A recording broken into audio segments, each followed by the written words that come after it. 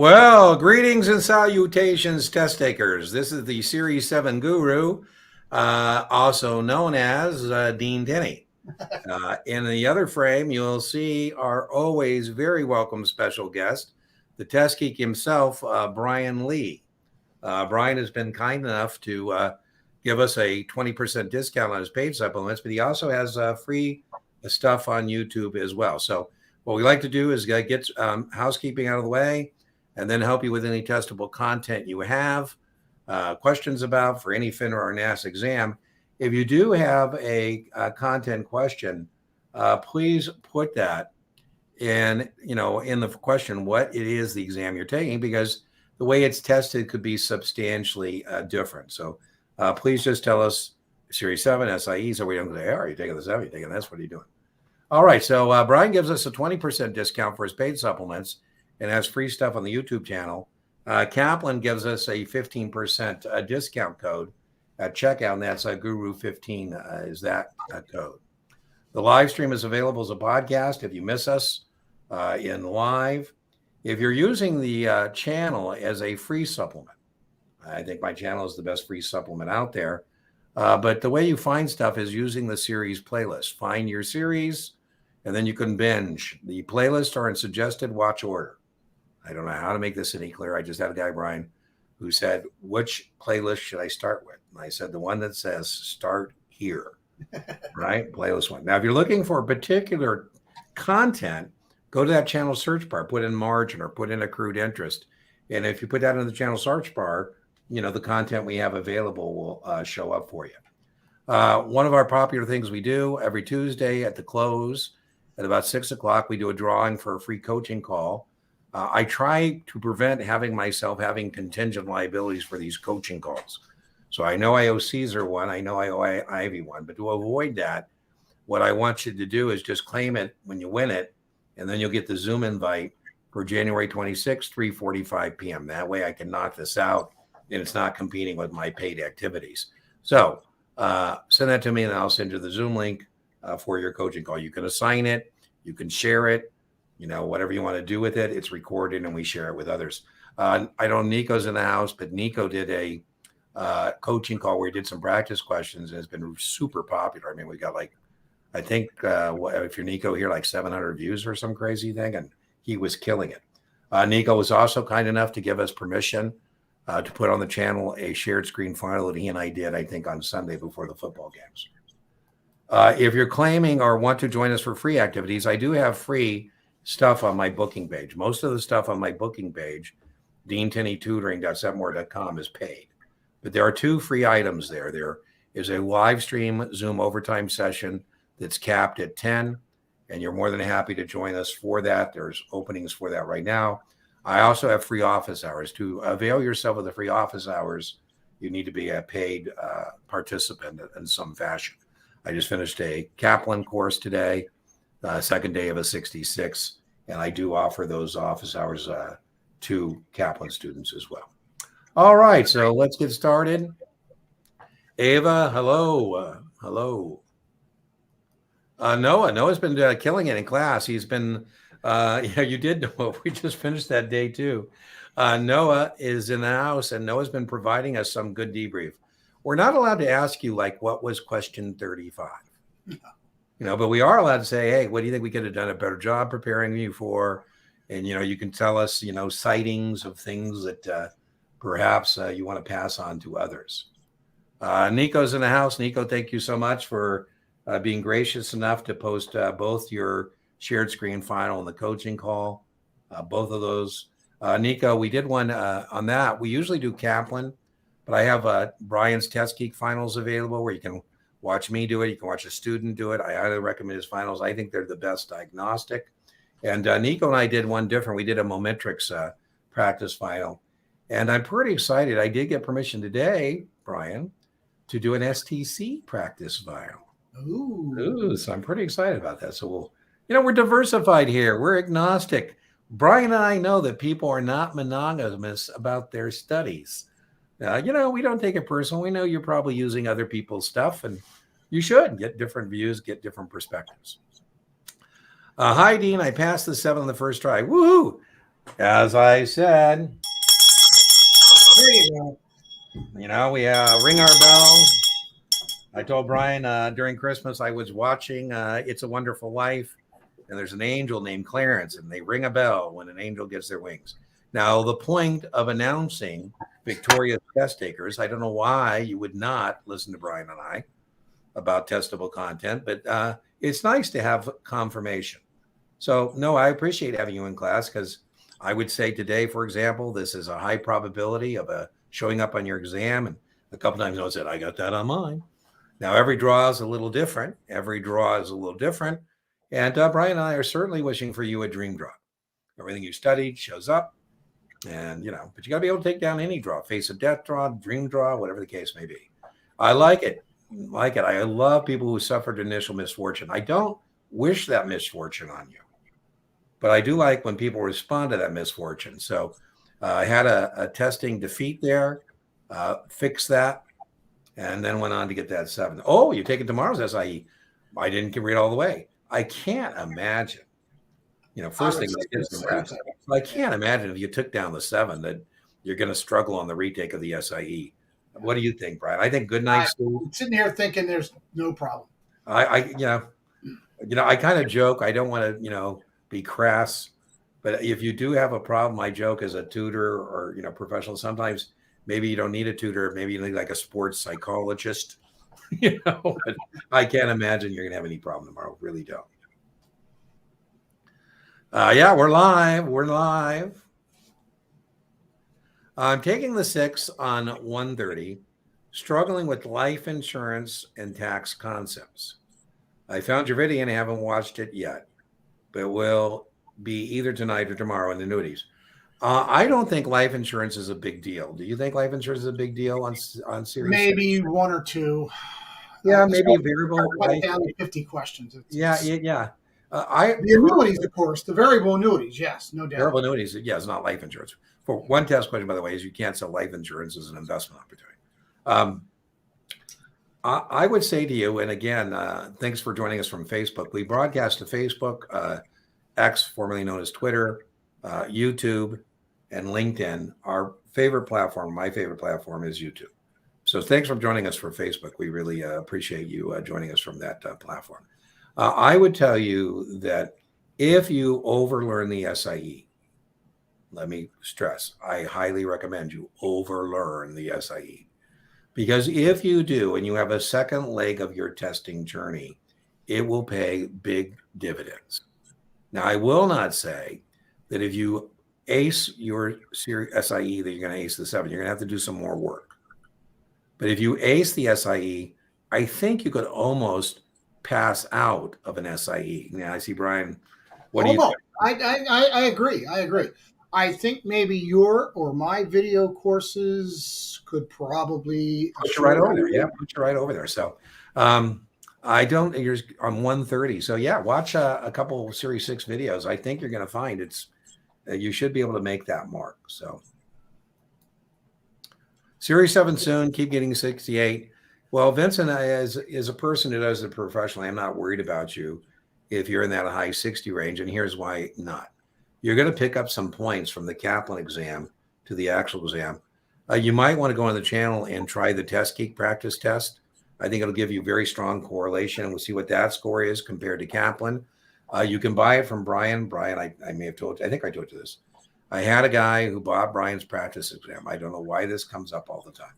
We are very clear with you that if all you want is Brian's practice exam and rationales, you can get it free on the channel, but you can also spend $20, about $20 for the PDF.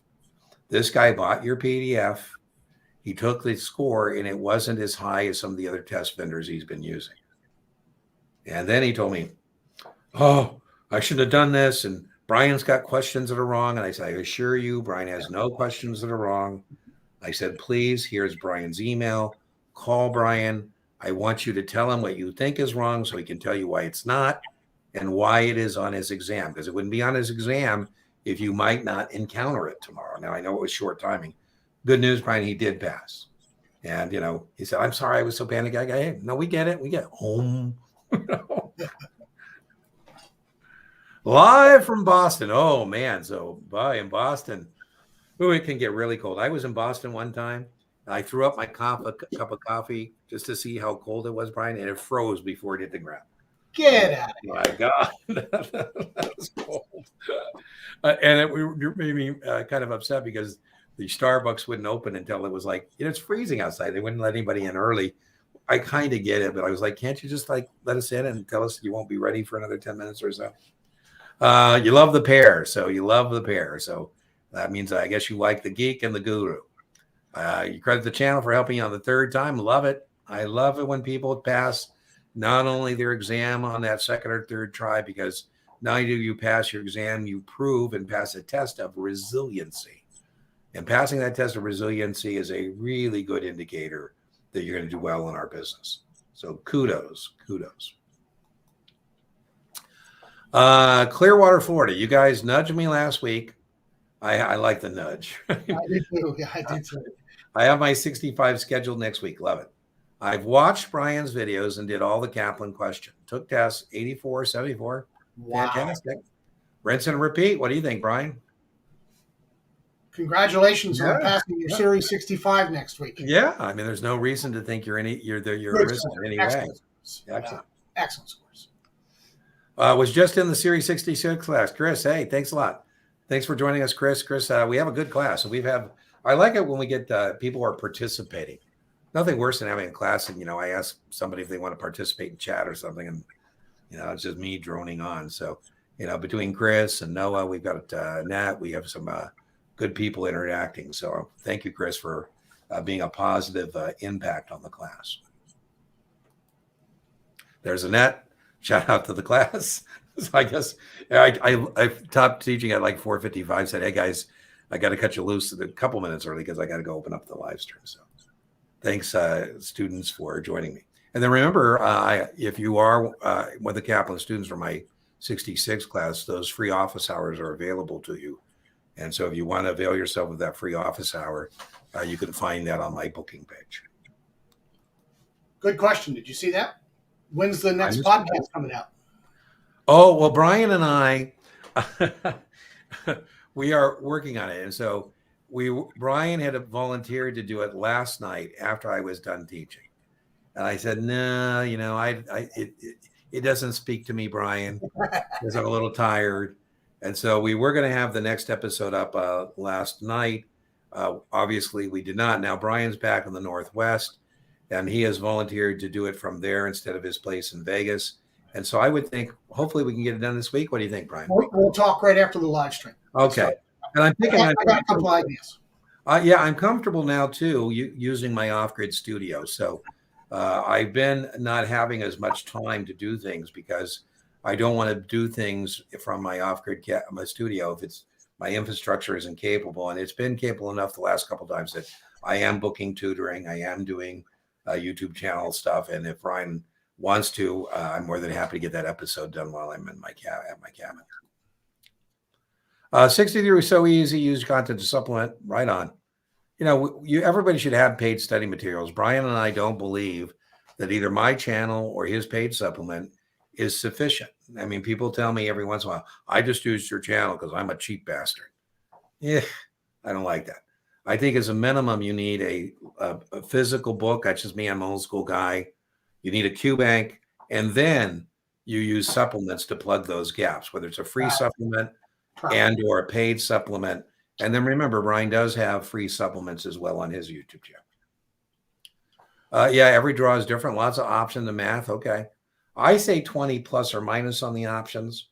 And I do have a video with all the math that's necessary to pass the Series 7. Please note what I said. I didn't say all the math. I said all the math necessary to pass the Series 7. I'll link that for others in the video description. Brian, I think everybody's a little different. I think Brian thinks more like 10 plus or minus 5. I think it depends on the draw. Right? Yeah.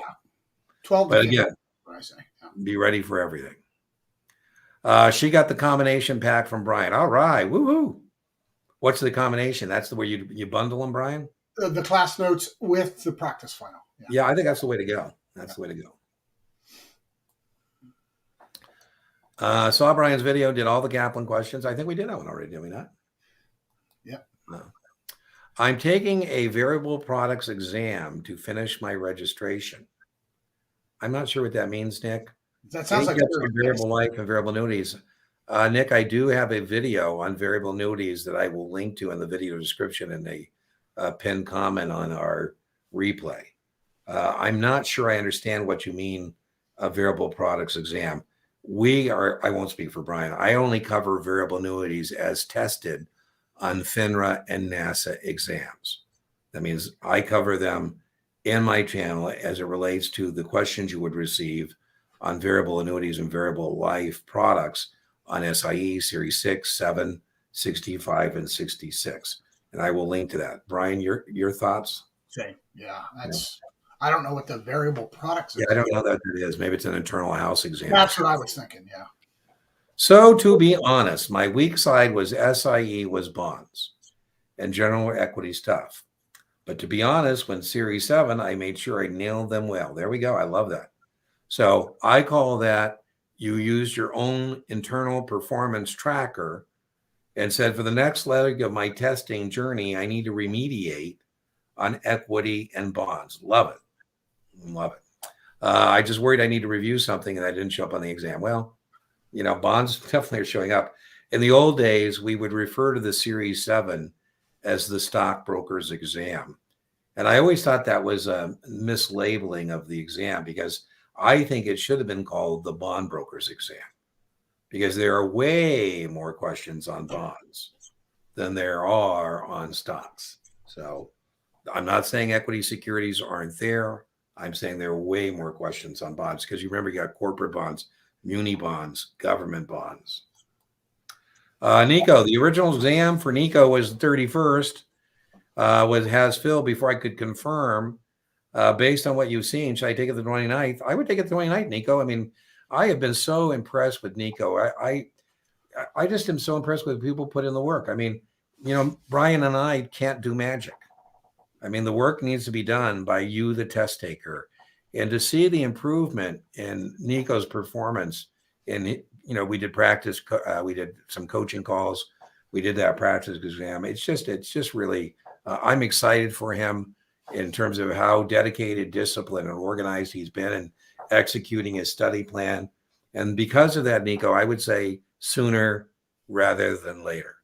So if I can take it the 29th and be done with it. I thought this was a leap year. Is there a 29th this year? I thought there was no 29th this year. It is a leap year. Yeah. So I don't think, Nico, there's a 29th, is there? On leap years, it's only 28, right? He's talking January. Oh, January. Go. January. Go, go, go. Hi, Dean and Brian, taking the 66 Thursday. Could you go over a discount rate is an annual dividend discount rate? Well, that's not called the discount rate. It's not the annual dividend. So let's start there. The first thing I'm going to say is we're going to be interested in a calculation of an income stream, future payments. The classical example that everybody uses as an analogy is the lottery. And, they say, would you like $1 million today? Or would you like $100,000 for the next 15 years? And so what I want to do is what's called discounted cash flow. I want to figure out what is the present value of 15 payments of $100,000. And so I wouldn't do that. I would call Brian. I'm joking, but not really. First point is I'm telling is that, if you tell us you missed the test because you can't do discounted cash flow, we're going to say, what were your other problems? Now, if it's discounted cash flow, we're applying it to bonds, for example. So if I have a bond that pays me 7% with 10 years to maturity, that means that bond's going to pay me $35 every 6 months. I'm going to get 20 payments of $35. And what I'm trying to do is figure out what is the present value of these future payments, these 20 payments of $35. By the way, it makes sense in terms of time value money that $35 6 months from today is worth more than $35 10 years from today. And then I want to figure out what is the present value of maturity, the price of 1,000. And let's say that I come up with a present value of 900 and the bond is priced at 880. I said, well, gee, I'd like to buy that bond, right? Because it has positive, what we call net present value. If I do the discounted cash flow on the bond, and I come up with a present value of 90 and the bond's priced at 92, perhaps I take a pass and say that has negative net present value. Now, Mr. Buffett, I always think of Mr. Buffett when I think of this as applied to stocks. Mr. Buffett has 1 billion shares of Bank of America. And initially, when he bought the 700 million shares, Bank of America was paying a quarterly dividend of 18 cents. And now it pays a quarterly dividend of 21 cents. And so on 1 billion shares, that's $210 million that Berkshire Hathaway is receiving each year. And so Mr. Buffett might be trying to decide whether he's going to add to this position. And so he might apply discounted cash flow to a stock. That's called the dividend discount model. Same deal. Mr. Buffett's going to say, okay, Bank of America is going to give me 21 cents per share every quarter for now until, whenever. And then he's going to get a present value and decide whether or not that he wants to do that. Now, let's see if Dean is right. I think the Bank of America will raise their dividend to 24 cents a quarter. Why do I think that? Because it used to be 18 cents. Now it's 21 cents. And if I assume that income stream is going to grow and I apply the dividend growth model, that would justify a higher justification. Now, Scotty, I didn't go over the actual calculation about discounted cash flow, but I did give you an overview of that. And what I'm going to connect to in the video description is Brian's free YouTube lecture on discounted cash flow. I think it's excellent. Do you want to comment, Brian, as it relates to your video or just the question? Yeah, I have a pretty basic definition. Again, pointed towards what I think the test is going to ask us. Dean's explanation is far greater than mine. Always. He means I take up a lot more time to say No. Now, what I was about to say was because he is far smarter than I am. No, I just do it on a plain basic. This is what it is. This is what it looks like. This is most likely how it might be tested. Yeah. Again, it's kind of. I try to make it for people like me who are not finance majors. Okay. Right? So we get a basic understanding, a basic definition, how it looks, and how we potentially can apply it to a test question. So mine's a very simple explanation in very plain language because I'm just a plain guy. All right, let's hear it. I basically say that the definition for discounted cash flow is determining a fair market price based on future cash flow. And that's exactly what you said. And then I go, fair market price. Yeah. How much do I want to pay for it? Right. Right. And that's also known as present value. There you go. Right. And we say, well, in bonds, where it's most common because that has regular income payments, right? You need maturity dates, you need the coupon rate, you need the par value. And I go, oh, be careful because they might use synonyms, nominal rate, principal amount, that kind of stuff. So it's pretty basic and how the test might show. And that's on YouTube and it's free. I think it's one of my best YouTube videos. Yeah, I'll link to that YouTube video in the video description. But Scotty, the other thing I think Brian would agree with, if you tell us that you missed the mark on 65 or 66 because of discounted cash flow, we're going to say, you had some bigger problems elsewhere. And I think one of the dangers that people have on 65, 66 is to go down rabbit holes that aren't worth the payoff, right? So, analytical tools. If you were to guess, I think on the 65, on average, you might see a couple. Yeah. Right? On the 66, I think I would say 2 to 4, potentially, depending on your draw. And I think mainly recognition, not can you actually do it. There's no math in any of that. Input and output, right? Because you have a simple function calculator. You can't do it without a financial calculator. All right, I passed the 24. Kudos, General Securities Principal in the house. So if you have questions about the 24, Steve is here. Maybe he'll kind enough to answer those questions, even though Brian and I are also available. I love Steve. I used to be a photographer in a former life, and that looks like a Rolleiflex or a Rolleicord.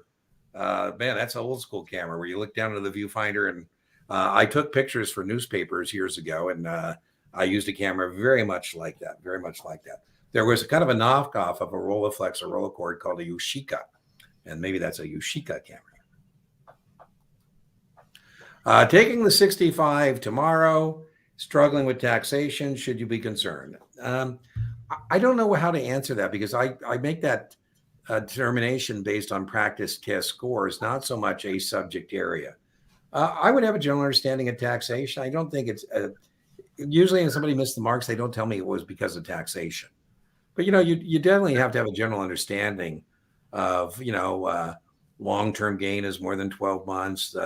You can't take more than $3,000 against your paycheck income. Basic things. What do you think, Brian? Ordinary income for all retirement planned distributions, including annuities, estate laws, right? The 9 months payment. When do you value estates? Inherited taxes, right? Definitely there. The difference Increased cost. Step up. Yeah, it's there. Yeah, no doubt. It's there. All that stuff is there for sure. So circle back. I hope not. There's taxation questions. I guess it depends on whether you're operating. I guess what I would say is from abundance or scarcity. I mean, for example, we had a practice test score and you told me you're struggling with taxation and you're in the mid 70s, then I would tell you, should you be concerned? No. But, if you're not operating from abundance and, you're in the, 60 range, then that could be an issue, right? Because you may not have enough correct answers to get you over the top. So that's why both Brian and I want you to take practice tests and do an intellectual inventory so you know that overall whether or not this is going to be a problem. And, we both love Kaplan's QBank because of Kaplan's performance tracker, where it actually helps is it taxation? Is it analytical tools and methods? It helps you kind of figure out where that weakest area is. And maybe, oh my God, it's gravity or OMG gravity. I'm assuming that's what it stands for. Maybe that's how you know that you're struggling with taxation because you have done practice questions. So hard to say. It's there. So, I mean, you're going to get tax questions. You have Brian Series 7 course with options. All right, Vincent. I think Brian does an excellent job on options. Excellent. I mean, I call it the matrix, and Brian, don't tell me I got to remember this. You won't. The aerobics. Is aerobics? There you go. I got it. All right. The aerobics. Options aerobics. Options aerobics. So. Call up. Put down. Put down. Call up. Put down. So you can commit that visual to memory. Call up. Oh, Scotty, that's excellent. That is excellent. If you're getting 80 on STC, I think you're fine. So one more final. I like it. And then take Brian's. I told you Brian's is pretty good. It has a positive correlation to the exam. So I like that. Good job. Yeah, listen, again, you don't get an 80.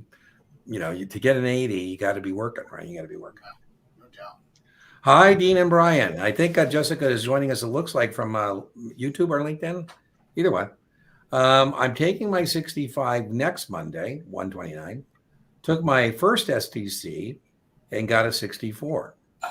What should I focus on the rest of the week? Well, the first thing, Jessica, you want to do remediation on that 64. And what you're looking for is commonality on that. So first do remediation on the exam. You just got a 64. Don't do another one right back to back. Look at that one, do remediation on that exam. Hopefully you'll find some commonality. And then once you've done remediation, do a little base and then take another one and see what happens. So the rest of the week, I would maybe 2 or 3 practice test, Brian, to get some more marks or not? Dean, a question for you. Does STC have an analysis tracker or whatever you want to call it? I don't know. I'm going to buy their product tomorrow because I told you they just gave me permission to use their stuff on the channel. And again, I need to answer that myself. I don't think so. I've tutored people using STC. And I know they have a lower number of practice questions. And I know that every once in a while, somebody will memorize STC's questions and answers because the QBank is not as deep. And so I'm not sure if they have that performance tracker or version of it. I will know, and I'll let you know, Brian. I'll let you know because I'm gonna buy the STC Series 7. Because we can then take that 64%, right? Yeah. Analyze it and find out where the weakest. I think I'm a half full person, Jessica, based on that 64. I think with a week to go, the rest of the week, and a 64, and you're going to close strong. What I worry about when people miss the mark when they're in that 67 range it's because they don't finish strong. They get down on themselves. Woe is me. They start, stop working as hard. You got to go strong. You got to fight the good fight. And I had a class where we go Monday through Thursday. They take a practice test Friday, and then they test Monday. And I had told the person that I think that we had 6 people between 60 and 70. And I said, we're going to lose 3 of them. And she said, well, who are they? So we can save them. I said, I don't know. It's just statistics. There's no reason for that. But what happens over the weekend is they get down on themselves. I was so happy all of them passed. They all passed because they kept working. They didn't slow down. I had a person, Brian, that did your practice exam, got a 65 on Friday. And I said, 65 on Friday, had to have been the real test, you would have failed. The good news, you're testing Monday. So, if you can find a few points over the weekend, you'll make it. Whoop. Anyway, that's showing up. What happened to the brand? It shouldn't be the brand. It should be the comments. You're the man. Well, Daniel, thank you so much. I notice you're very active on the channel. I appreciate that. So Daniel's been very active on the YouTube channel. Hi, everyone. Series 66. If you use futures for hedging, what risk is the client worried about? I would first say, I'll let Brian comment, that you wasted your money on the hedge, right? So I would kind of analogy would be, Trish, you buy car insurance and you don't wreck. So then again, you spend insurance that wasn't necessary, but you drive safer, right? Or maybe you didn't get in a wreck and that's the good news. So if you're using futures for hedging, hedging means you're offsetting the risk of the underlying, whether it be soybeans or cocoa, that price moving against you. And so you're either going long or short the futures. If you're hedging against a rise, you go long. You're hedging against going down, you go short. It's actually easier than options when it clicks. But Brian, what would you add to? I was just going to say, Dean. I mean, isn't that answer the same as if it was an options hedge? I think it is. Yeah, it is the same answer. As far as I know, you're hedging against market risk, right? Yeah. I don't think they ask about going against you. Yeah, I don't think they ask about taking delivery. The 2 questions, Trish, that I would be worried about as it relates to futures on 65 and 66 is being able to contrast forwards and futures and why futures are the better way to go. And then maybe you get a question like this, whether you should go long or short the futures based on the scenario they give you. Dean, quick question. Have you personally ever been involved in a forward contract transaction? Not a forward. Why would you? Oh, I know. Yeah. Okay. I mean, just saying. Yeah. Because I don't think they're very common, and especially Farmer Brown's not going to be buying and selling forward. Well, no, because remember, if it was a forwards, and here's the test point, right? If it's a forward, it's a private contract between Farmer Brown and his grain elevator. Exactly. And remember, then the grain elevator has to worry about Farmer Brown delivering the soybeans, and he's got to worry about the elevator giving him the money, and they got to worry about the quality of the soybeans and the quantity. And that's one of the test questions, right? Your point, Brian. In futures, the contracts are standardized. There's a clearinghouse. That means you don't have the counterparty risk. And I basically say, when I'm teaching this, Brian, that you would always say the futures are the better way to go. Exactly. So it's kind of like question 529s versus Coverdale. The answer is always the 529 is better, right? At the end of the question, you're supposed to come up with get the 529, not a Coverdale. Right. Yeah, use the futures, not the forwards. Yeah, well, I people are finding us, Scotty. I'm very happy that people are finding the channel a lot sooner in their testing journey than they used to be. That's partly, again, because, I try and make videos that are helpful to people and help them pass their test. And, then, people then tell other people, and my God, we're at over 3,100,000 views. We're coming up on 30,000 subscribers. This is the start of our 4th year. And Scotty, in my wildest dreams, when I started the YouTube channel, I never thought there would be, millions of views and thousands of subscribers. I had no clue. We just passed 10,000 video courses. There you go. Yeah, Brian, that's even more impressive for Brian because he gets paid. So I'll do the math. 10,000 at $100. Nah, you don't. And the other thing that I love, Scotty, too, is we have now had people who have matriculated through all their testing journey with us. When I first started the channel, we only had some 7 content. Now we have SIE, we have 6, we have 7, we have 24 content, and we have people now who have matriculated all the way through those. And Scotty, as I always joke, people on the channel come for a reason and a season. The reason is to pass their tests, and the season is how long it takes them to do that. And I do fondly, Scotty, I do like these messages I get where, Dean, I've matriculated, I'm completed my testing journey, I'm unsubscribing from the channel. I get it. However, I also now every now and again get somebody, even though I'm done, I'm going to keep my subscription. All right.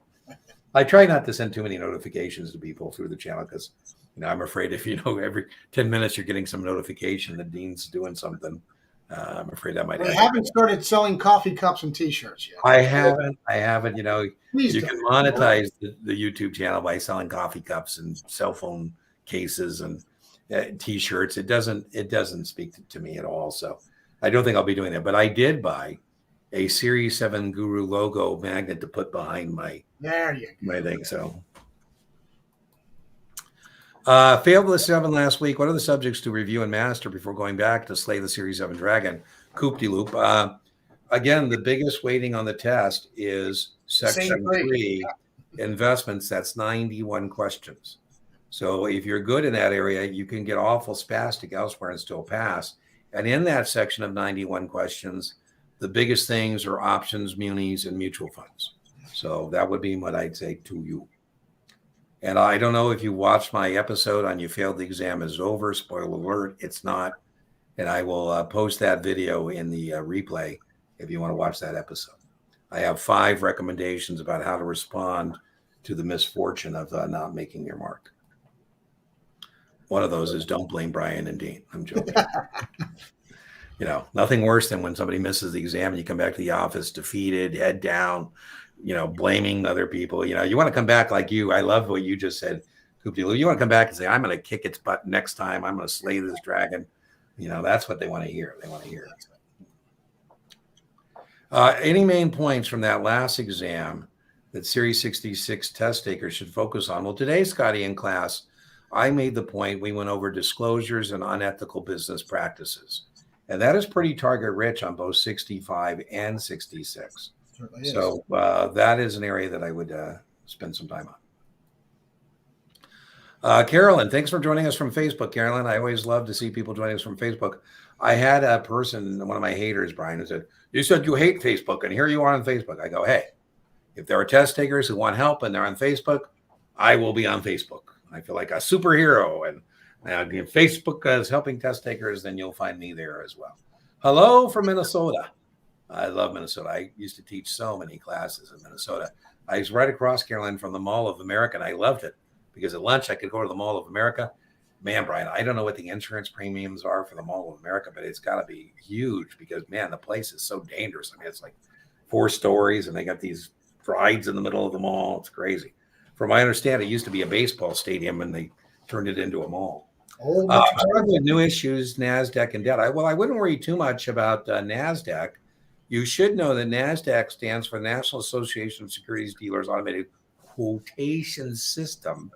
It's a negotiated quote-driven market, and you should have a general understanding of the bid and the ask. And I will post a video, Carolyn, that I got the name of the video from Brian. Brian and I were talking one night, and he made a joke about you should know your bid from your ask. I go, man, that's a good title for a video. So I will post that video for you. New issues is 33, and I don't know what part of that you're struggling with, but you're certainly going to get tested on registration statement, a cooling off period, the quiet time, what you can and can't do, a red herring, indications of interest, which are non-binding. Definitely get tests on that. You'll get tests on the components of a spread and a muni. I just posted a nice little video on components of a spread and a muni. You might want to watch that. I'll link to that. And then bonds in general, that's just a huge category. That's bonds. I don't know. I would want you to tighten that up a little bit. Is it corporate debt? Is it muni debt? Is it government debt? What part of that are you struggling with? You found the channel, helped significantly, but I'm still hitting high 70s and sometimes 70s. I think you'll be okay. What videos should you watch to bridge the gap? So, Carolyn, I would recommend in my playlist, the first playlist that I have for Series 7, I have videos that go over bullet point fashion options, muni, and mutual funds. And I would watch those. Those will give you the bullet points. And then if you have time, maybe you can go to a longer, more in-depth video on that. I'll try and link that in the video description. It's a little much, but I'll try. Brian, your comments on new issues? You got your board going? Yeah. It's interesting that this comes up because you and I are always looking for sources of new YouTube videos. And right. This is one that I've been thinking about doing. It's on the SIE and definitely on Series 7. Series 6 a little bit pertaining to mutual funds. It is an issue. It's an issue for Series 7. And the first thing I always think of is dead fish on ice at beer parties without sex. It's a mnemonic. Okay, well, hold on. I want to get the mnemonic before I hear what it stands for. Dead fish. Dead fish on ice at beer parties. At beer parties. Sex. Without what? Without sex. Sex. Okay, so I'm going to guess the dead is due diligence. No. No, tombstones. That's not a dead. Oh, because of the red herring. Oh. Red herring is the fish. So tombstones and red herrings. There's your dead fish. Okay. On ice is the cooling off period. Due diligence meeting. It's just an excuse for a cocktail party, a beer party, and everyone's there without the SEC. No sex. Oh. Dead fish on ice at beer parties without sex. I think of the cooling off period or quiet time. What I sometimes say, Brian, is I think of it as young lovers. We park one on the East Coast, one on the West Coast, tell them to cool off. And they still the same way to go for it. Right. If we didn't have the cooling off period or quiet time, Carolyn, I'd be calling you every day. Say, Carolyn, you know what IPO stands for, don't you? Instant profit opportunity. There you go. This thing is going to be hot. Right. So, and then remember, you get tested on, you have to make a bona fide distribution, Carolyn. So your family says, oh, I'm so glad you can give me these IPO allocations. And you should definitely understand a restricted person in terms of IPO allocation. So tough one. I think you have time to put that into the intellectual ownership category between here now and Friday. High 60s, 70s isn't bad. Teaching this ugly law regs that everybody hates. It's dry. Spice it up. Dead fish. Oh, man, I'm telling you, I got to do that. I could use some help in our class today. Oh, my God. I forget what unit we are in. What a slog. Yeah. I want to say, what was it? Unit, remedies. Oh, my God. We were like in remedies for like 2 hours. Administrator. Hello, Dean and Brian. Hello, Ivy. I know, Ivy, I still owe you a coaching call. We got to get that done. So I'll reach out to you and let's get that on the schedule and get it done. Diffs. I don't know what that means, Nick. Diffs. Is that dead fish on ice? You're dead. No. Question. If you were to start all over, what would you choose as the most efficient and effective plan to conquer the SIE and the Series 7? Well, Greg, I haven't changed how I study for things in terms of things I want to learn. I first decide as kind of like a bibliography, what am I going to need to master this information? And so I would make a decision. We kind of talked about it. Brian's putting it up there, right? We need a textbook of some sort. We need a QBank. A lot of the vendors provide their own videos, and then you can supplement with other videos. Right, so Brian's putting it up there. So then you can make, there's all kinds of reputable vendors. So I'm not worried. I have somebody I'm tutoring right now who's using STC, not a problem. And she's been kind enough, like Nico, to give me permission to, use her STC stuff and do a shared screen final. And STC's done that. So whether it's STC, Knopman, Kaplan, Past Perfect, I would think Past Perfect goes a little too in the weeds, but you need a vendor. I'm not a big fan of test passing, what are they, training consultants or Exam FX. I'm not a big fan of them, but that's just me personally. So Brian, what your thoughts? Yeah, I always call it the 3-pillar process. Yeah. This is what lays the foundation. This is the slog. It's the hard part. Everybody on this channel listening and watching knows what a slog this is, including Dean and myself, because that's why we do what we do, is because of the slog of that stuff. Right? But you got to do it. It's necessary. You got to read the book. You got to read the book. Yeah. And then you come to the masters who turn mashed potatoes into premium vodka. We distill all that information to what most likely shows up on the test, how it most likely shows up, and how you should most likely answer it. And then, of course, once you go through all that, evaluate, remediate, evaluate, remediate. Practice finals, breakdown. Practice final, weak spots. Practice final, weak spots. Yeah, remediation. Right. That's the recipe. Yeah, it works. You follow the recipe, you should get that P. Yeah. I love you guys. Take the 6 on Friday. Just want to say thank you for the resources. Zachary, you're welcome. Donata, that's what we're here for. So we'll be sending good test vibes your way. Ava from Facebook, yes, with an exclamation point. Ooh. STC gave me the formula. Thanks for going over it. So gave me that formula. There you go. All the vendors, I think, go overboard on 65, 66 in terms of issues like discounted cash flow. So the math. Good evening, guys. Dean, I was wondering, I went through your playlist for Series 6 already. Is there any other content I should watch, or is there as much carryover? There is much carryover on the SIE, and Brian has some 6 content. Do you have free 6 content on your YouTube channel? Your paid supplement? Free 6. I have the Series 6 video course. Yeah, he's got the video course, so you can get that as a paid supplement.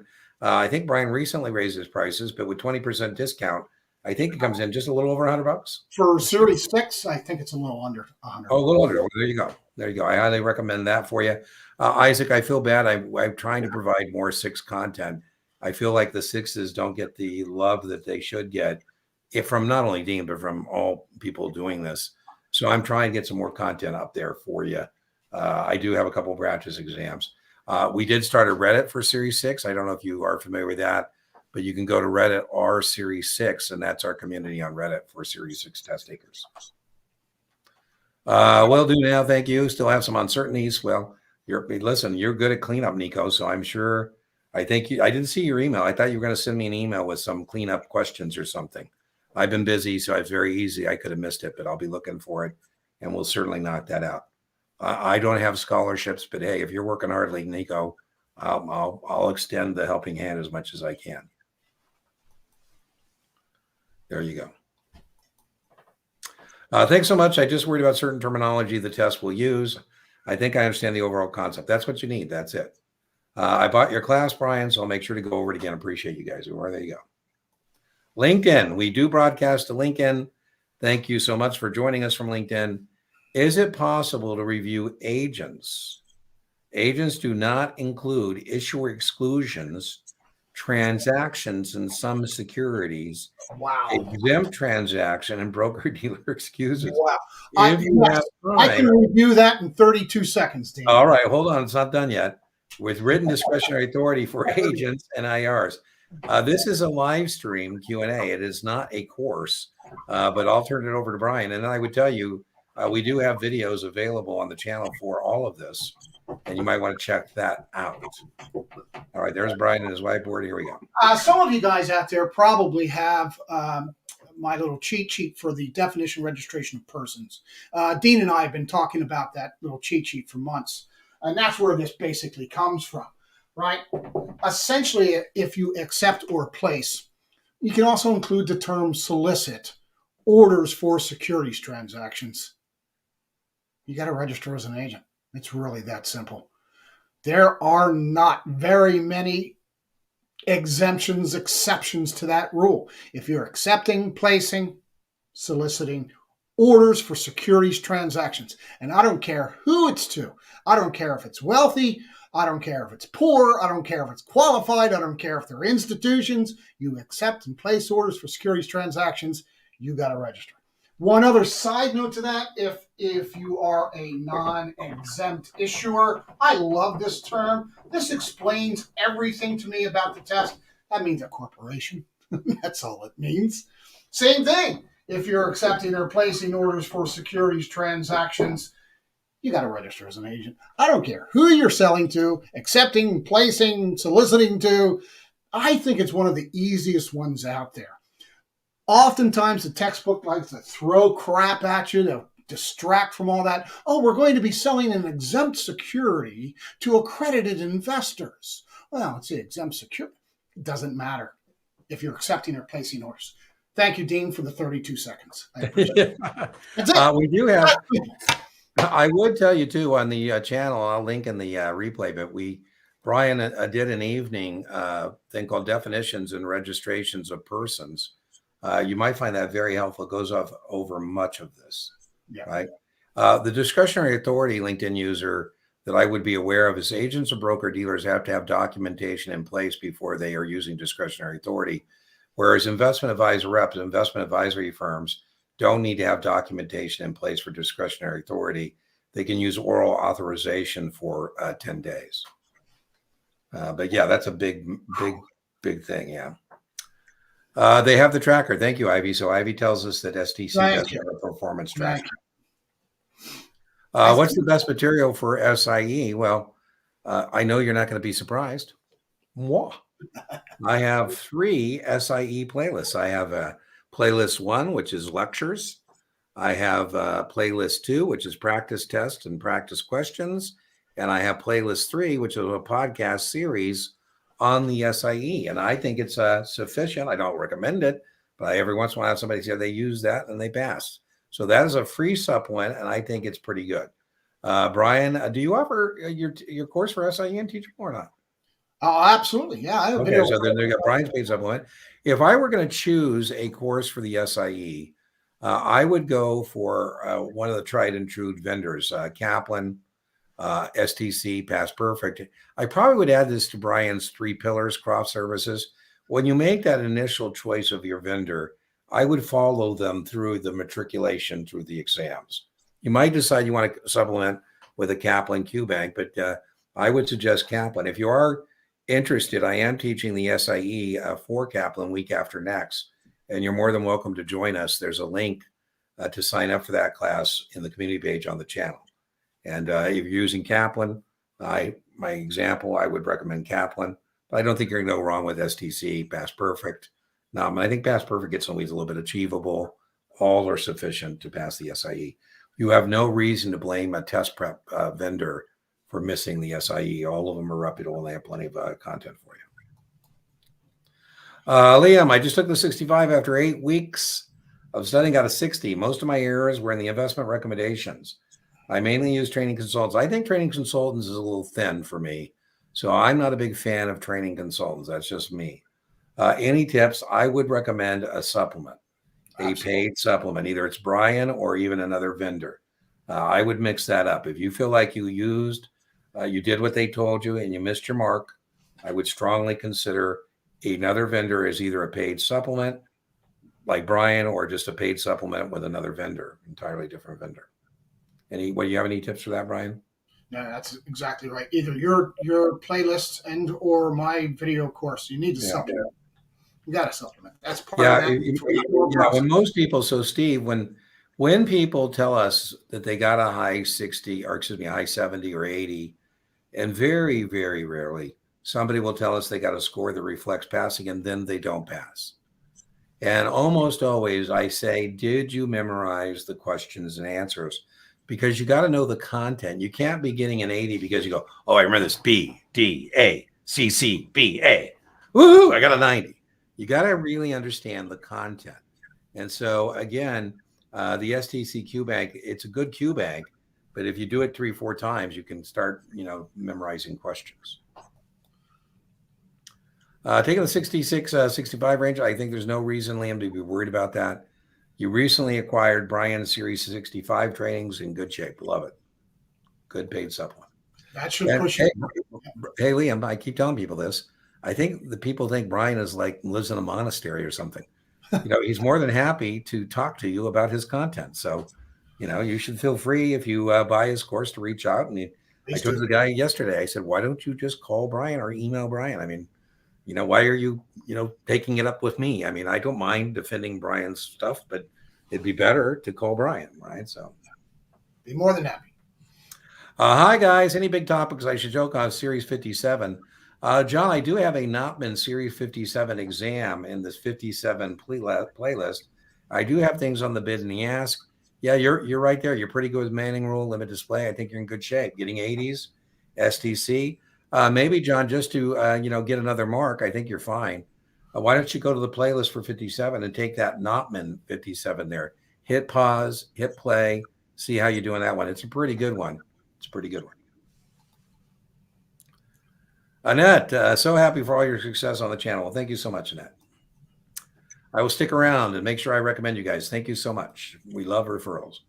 Can you discuss the most recent topics on the 66 you guys have seen and I should know before taking the test Monday? Amber, thanks for joining us from LinkedIn. Well, they came up in June with a new study test specification thing. I have not had anybody yet tell me they've seen anything on payment for order flow or digital assets as securities. Have you, Brian, heard anything? Yes. You have? Okay. What have you heard, my friend? There has been that payment of order flow question a couple of times. And again, it's not universal. Not everybody's getting these questions, right? The payment of order flow has shown up a few times. I haven't heard it recently. I heard it in the beginning, June and July, but I haven't heard it recently. The one I'm hearing most recently now, and see, this is how I think of these tests. They kind of come and go in waves. Right? They throw a couple of concepts at us, and everybody starts freaking out. And then 3 months later, they're gone, and they bring in another one. The concept du jour that I've been hearing are ISOs. Incentive stock options. What do you think the content around that is in terms of taxes? Taxes? The tax consequences of part of your compensation? Yeah, when you exercise, you owe the taxes on that. Amber, I would add to that, just to Brian's point, when they do have new topics, they roll them out as experimental questions. That's and correct. They test them for validity. So sometimes it might be that they started to ask about payment for order flow and nobody could answer it. And then they take it out and they reload with a different question on that, right? So that explains some of the new stuff and how it's tested. So I do cover payment for order flow, and I do cover digital assets as potential securities because I think that'll eventually be what the questions will be on. So forward-looking is what I would say. I don't know who your test prep vendor is, but Amber, almost every vendor, I know Kaplan does, has on the portal where you check in a section where they do discuss recent topics and updates. So I know that Kaplan provides that on what Kaplan calls its dashboard. So whatever you're using, Past Perfect or STC or Knopman or Training Consultants or ExamFX, I would check that out and see what what's new. Thanks for all you do. You're welcome, Yeti. It's getting time for the draw here, so give some thought. Brian usually comes up with the word of the day for the drawing. How many questions do you think we should expect on LLCs, Corps, LPs, GPs? I think one, maybe two. You should definitely know general partners have unlimited liability. They do have a question on the exam, Scotty, about a family, a husband and wife who have a family business as a general partnership. And then the question asks, why would they dissolve that and form and reform as an LLC? And it's because of that liability. So yeah, the sole proprietor, easy to form, easy to dissolve. STC does not have a breakdown, so we're getting. I'm going to buy it, so I'll know Jessica. So see, that's interesting. Information. Jessica's saying they don't have a breakdown of her weak areas. Should you focus more on memorizing or understanding topics? I always believe understanding topics. Understanding, not memorizing. Took the SIE, passed it. There you go. Studying effectively. All right. How does STC or Kaplan have a better exam that's closer to what the real exam looks like? I'm a Kaplan fan. I think they're both reputable vendors. I think STC has some questions that are pretty spot on in terms of what you might expect, and so does Kaplan. By the way, if you have the resource, you got both, and then you can use it to confirm. Both Kaplan has a question like this, STC has a question like that.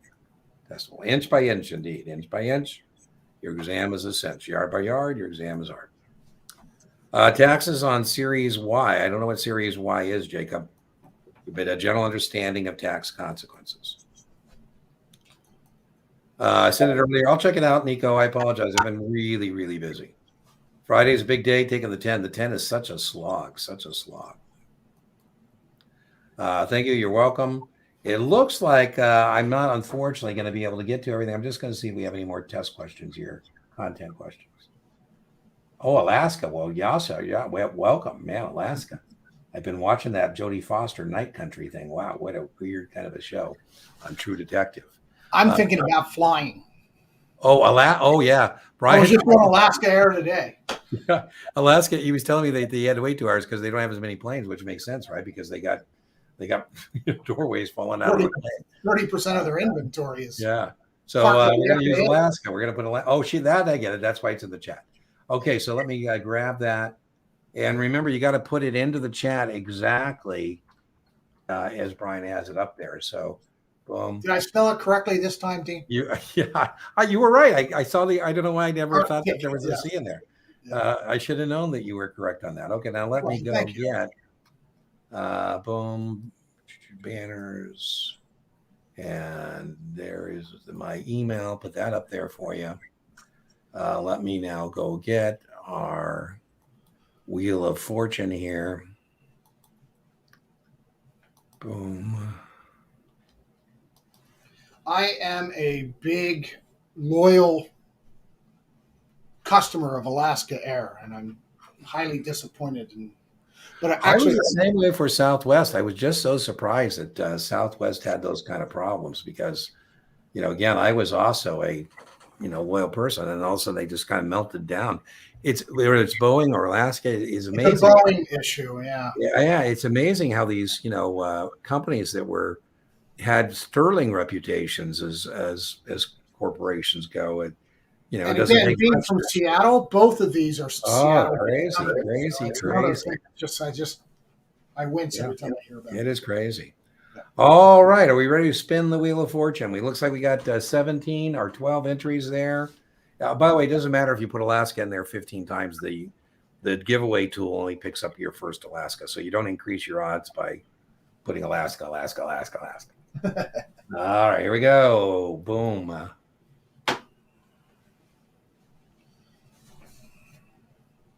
And the winner is Dave. All right, Dave. So Dave, send an email to me at deantheseries7guru@gmail.com, and I will get you your Zoom invite. Please note, again, you need to claim this within an hour by email. Otherwise, I do not have this liability. I can't, I have every once somebody call me 6 months later. I won the, coaching call. And I said, well, too bad, because I don't have an email within 1 hour. So you are not entitled to your coaching call. All right. So it looks like we lost Brian. Are you already gone, Brian? No, I'm here. So remember, inch by inch, your exam is a cinch. Yard by yard, your exam is hard. And Brian, you say? Keep it simple. Stay with what you know. You take the test. Don't let the test take you. All right, everybody. We will see you next Tuesday, 5 p.m. Las Vegas time. Bye-bye.